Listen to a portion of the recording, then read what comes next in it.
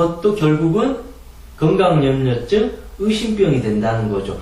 근데 생각이라는 게 자꾸 그거를 취하다 보면 생각하는 대로 만들어지는다. 말하는 대로 된다. 말이 시가 된다. 그래서 실제 건강염려증을 갖고 있으면 그 염려한 대로 그 문제가 생긴다는 것이죠. 그래서 이것도 아주 위험한 집착증의 심리 일종이라는 것이죠. 그리고 세 번째, 우리가 가장 잘 알고 있는 이 우울증이라는 것도 결국은 집착하는 마음에서 생겨요. 이건 왜 그럴까요? 우울증이라는 것은 기본적으로 자기에 대한 사랑이 부족해서 생기는 마음의 병이에요. 우울한 사람 대부분 이러잖아요. 나는 무가치해. 나는 삶에 희망이 없어. 난 내가 왜 살아가는지 모르겠어. 이건 말 그대로 보면 내 자신은 정말 소중하고 아름다운 존재다라고 하는 게 아니라 나는 미천한 존재야. 난 부족한 존재야. 나는 삶에 의미가 없어라고 자기 스스로를 깎아내리는. 그렇게 보면 결국은 내가 또 내 자신을 믿어주지 못한다. 내가 내 자신을 두려워하고 있는 거예요. 그래서 불신하고 있는 거예요.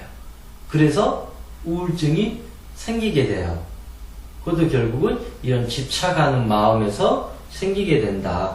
그래서 혹자는 그렇잖아요. 인간의 모든 고통의 근원은 집착이라고 한다.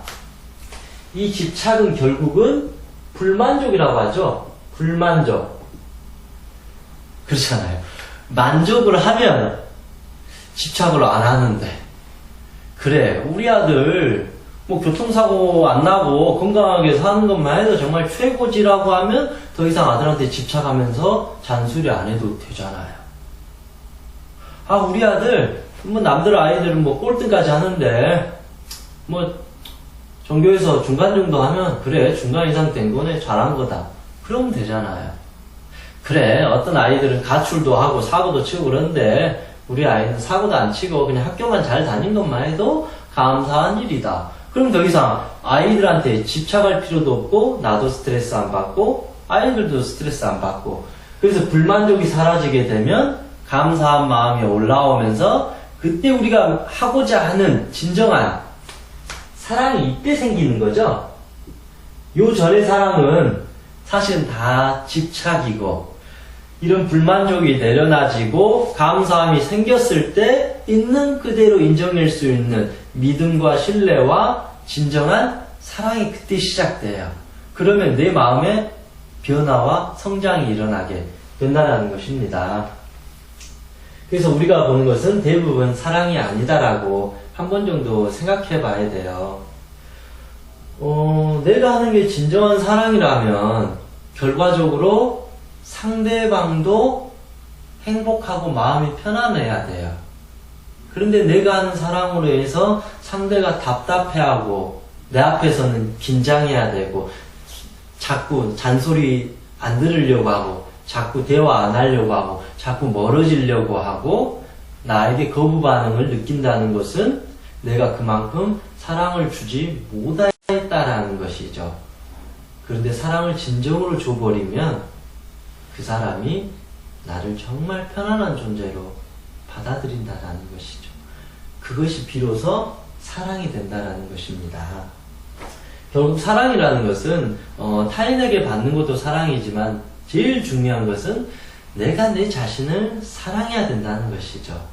그래서 다시 또 저는 돌아서 설명하면 이 집착증이라는 이 의심병이라는 이런 모든 문제는 결국은 내가 나를 사랑하지 못해서 이런 수많은 강박증, 우울증, 대인공포, 시선공포, 자살 충동, 발표 불안 이런 모든 문제가 생긴다라는 것이죠. 내가 나를 사랑해버리면 내가 나를 믿어주기 때문에 더 이상 이런 문제 때문에 고통을 받지 않게 되는데 우리는 자기를 사랑하는 게 아니라 자꾸 외부의 무언가를 통해서 행복을 느끼려고 사랑을 받으려고 하니까 안 되는 거죠. 자식의 성공을 통해서 내가 너무 지나치게 즐거움을 느끼려고 나의 과도한 이 성형 중독에 따라서 사람들이 나에게 이쁘다라고 아름답다라고 해줘야만이 내가 좀 더 괜찮은 사람처럼 보이지 않을까라는 그런 착각 속에 살아가다 보니까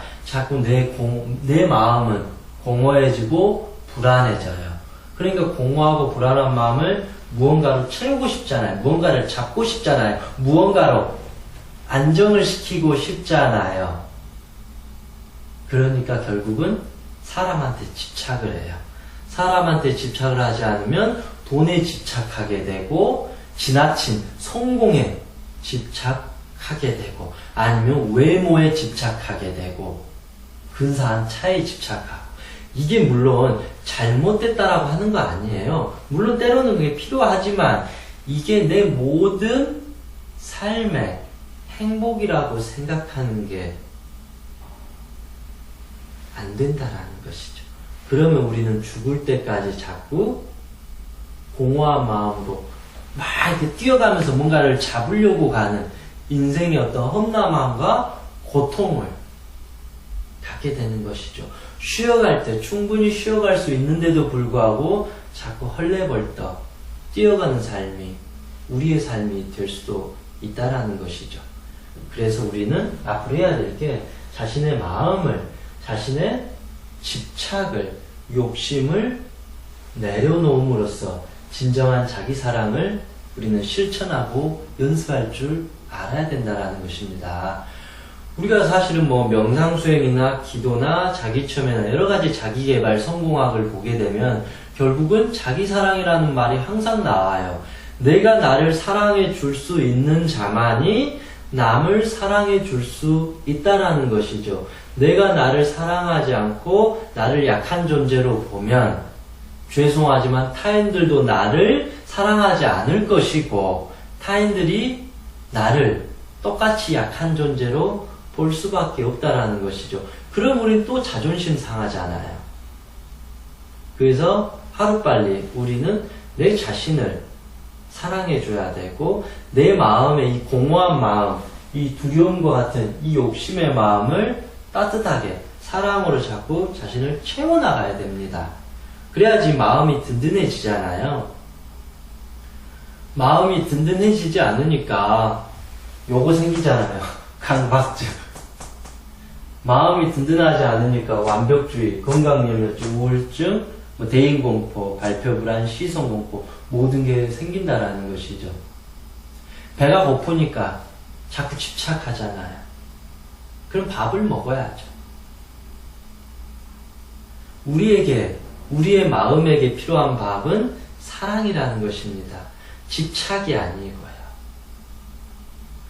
너와 상관없이 내 자신을 있는 그대로 사랑해 준다면 타인도 있는 그대로 사랑해 줄 수 있어요. 그러면 타인이 조금 나에게 실수를 했다 하더라도 관대하게 저 사람은 저럴 수 있구나라고 넘어가 줄 수 있고 저 사람의 실체를 볼 수 있는 지혜의 눈이 생기는데 그게 안 되니까 자꾸 너는 뭐가 잘못됐어, 당신은 뭐가 잘못됐어, 너 때문에 속상해 죽겠어, 너가 잘한 게 뭐가 있어, 우리 이혼해, 우리 헤어져, 이런 어떤 결국은 파괴와 헤어짐과 이별로 가는 것이죠. 부모와 자식 간의 이별은 소통되지 않는 거죠. 엄마와 아들이 친해야 되는데 아빠와 딸이 친해야 되는데 안 친하고 아무 말도 안 해. 그냥 밥만 먹고 들어가 버려요. 이거 이별이잖아요. 부부지간에 친해야 되는데 친하지 않고 정말 가장 이 세상에서 미워하는 사람처럼 너 때문에 내가 지금 이렇게 힘들게 살아 서로 이렇게 으르렁거리면 결국은 이혼을 하게 되잖아요. 신문기사를 보니까 작년에 33만 쌍이 결혼했는데 10만 쌍 이상이 이혼을 했다. 3쌍 중에 1쌍이 이혼을 했다. 결국 이것도 서로의 과도한 집착으로 인해서 헤어지게 된다라는 것이죠. 내 자신으로 보면 내 의식과 내 무의식, 잠재의식과 친해져야 되는데 자꾸 우리는 얘하고 대화할 생각을 안 하고 내 욕심을 챙기니까 이 마음이 자꾸 슬퍼하고 두려워하고 힘들어하는 거죠. 그러니까 내가 내 자신하고 전쟁을 하는 것은 아무런 도움이 되지 않게 되는 것입니다.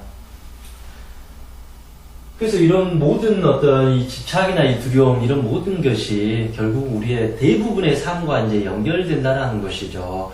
그래서 이런 집착하는 마음이 많으면 많을수록 당연히 불행해질 수밖에 없는 것입니다. 우리는 저는 불행합니다. 자꾸 이것만 보지. 내가 왜, 어떤 마음으로 인해서, 어떤 생각으로 인해서 내가 내 자신을 불행하게 만들었는지에 대해서 이해하지도 못하고, 설령 이해를 했다 하더라도 그거를 변화시키려고, 바꾸려고 하는 진정한 간절한 마음으로 노력이나 어떤 마음에 대해서 수행이나 그런 부분에 대해서 좀 부족하다라는 것입니다. 그래서 앞으로는 그런 부분에 대해서 내 자신을 위해서 나아가야 되겠죠. 그런 부분이 안 되게 되면 당연히 부모인 내가 당연히 그런 어떤 마음 상태가 안 되고 내 결핍에 의해서 살아가게 되면 당연히 그 결핍이 내 자식들에게 던져지겠죠. 폭탄처럼. 그럼 자식들은 좋다고 받아먹겠죠. 엄마 아빠가 가르쳐준 거니까. 그럼 똑같이 아이들은 애정결핍이 생기겠죠. 그래서 아이들이 경험하는 애정결핍이나 ADHD, 주의력결핍, 과잉행동장애, 이런 틱장애와 같은 심리적 불안감을 경험하게 된다는 것이죠. 그럼 아이들은 나중에 사춘기나 어떤 고등학생이 되면서 이 마음속에 억압했던 분노와 두려움이 공격성으로 확 드러나게 된다는 것이죠. 그럴 때 아이들이 나중에 심할 경우에는 정말 자살하기도 하고 부모에게 욕을 하기도 하고 가출을 하기도 하고 반사회적인 행동을 그때 하게 된다는 것입니다. 그래서 결국 우리 성인들 같은 경우에는 당연히 이혼을 하게 되고 작은 일에도 자꾸 싸움을 하게 되고 서로를 불신하게 되고 결국은 불행한 삶을 이렇게 살아갈 수밖에 없는 것 같습니다. 물론 시작은 이 집착이라는 작은 마음이지만 제가 설명드린 것처럼 이 집착이라는 작은 마음 한 덩어리가 우리의 삶을 얼마나 지금 괴롭히고 있나요? 쉽게 말하면, 물론 쉽진 않죠. 이거를 놓으면 더 이상 이 팔에 힘을 주지 않으면서 내 팔을 자유롭게 사용할 수 있는 기회가 온다라는 거, 이거를 봐야죠. 이게 제일 소중하다라는 게 아니죠. 내 팔에서 쥐고 있는 이 보드마카가, 이 펜이 제일 중요한 게 아니라 내 이 팔이 더 중요한 것이죠. 내 자신이 더 중요한 것이죠. 그래서 더 이상 내 자신을 과도하게 긴장되게, 이거 아니면 죽어, 그런 마음으로 힘들게 살아가지 마시고 자동차 운전을 할 때처럼 정말 여유롭게 전체를 봐가면서 가면 정말 편하게 갈 수 있는데 이렇게 긴장하면서 집착하는 마음처럼 두렵게 갈 필요는 없는 것 같습니다. 나무를 보지 말고 숲 전체를 보면 얼마나 세상이 편하게 보이겠어요. 그러면 자꾸 이 나무 하나가 썩은 것 때문에 아파하고 속상해하고 화날 필요가 없는 거죠.